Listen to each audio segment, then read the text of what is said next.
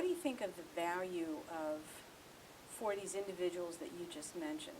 Corporations may have a value statement, a mission statement, a code of ethics. I mean, how valuable is that if management and the CEOs... Not very, because it's attitude over aptitude, anytime.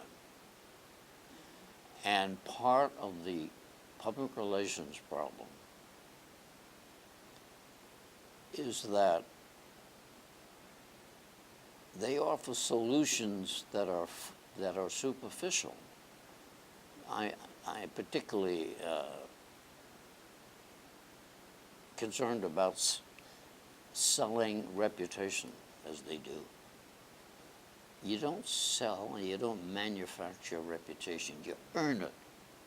Now, there's nothing wrong with a company hiring a public relations firm to improve their reputation if the firm starts out by finding out what's wrong with it and getting management to agree to change their conduct.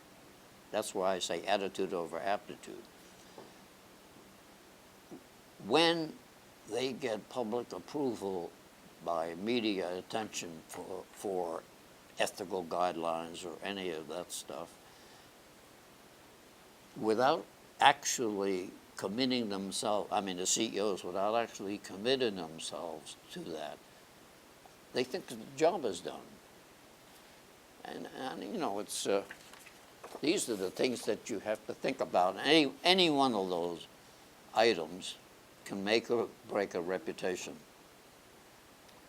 And you can't, I don't care how clever a writer you are, or how media savvy you are, you can't do it unless the product's there, and the product's of the people.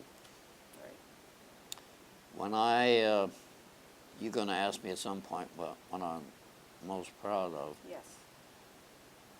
When I left Emhart, the then chairman asked me to come to a board meeting, and he said, you know, John's leaving and so forth, and if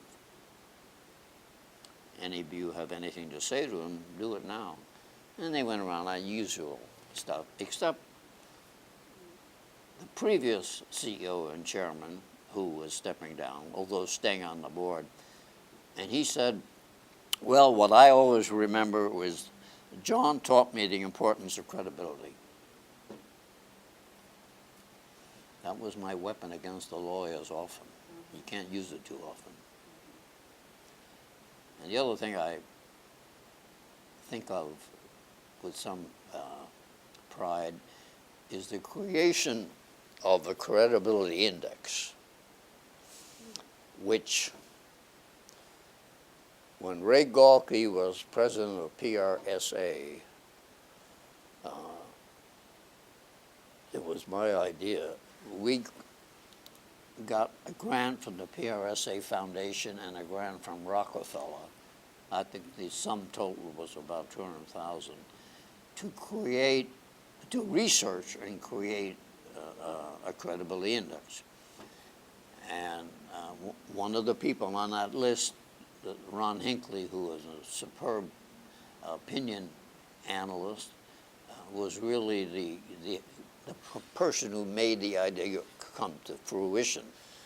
We had an academic, we had 4 universities involved, several academic experts in the area. It was done so well that it was accepted by the opinion peers. And what it proved in essence was that people give their trust to executives depending on the issue.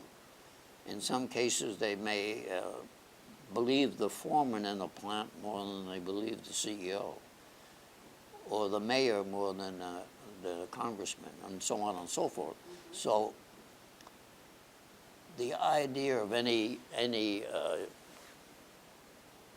universal way of building trust is not really logical. You have to tailor it to the issue and so forth. And too often in the PR field, when things really get tough, they turn to the CEO and think he's going to solve everything. Get him on the stump. Get him going. He may be the worst person in the world to do it. There may be others who have more credibility with the shareholders or with the employees or whatever it is. I was very disappointed that they never pursued it further, let it die. They did the one thing and that's it. Oh, they did a modest follow-up on investor relations, but other than that, it's never been done. And there is one agency who has a thing they call reputation barometer, which is a total steal, but they don't offer any answers. They only raise questions, and that's no damn good. Right. I don't think. So let them stew.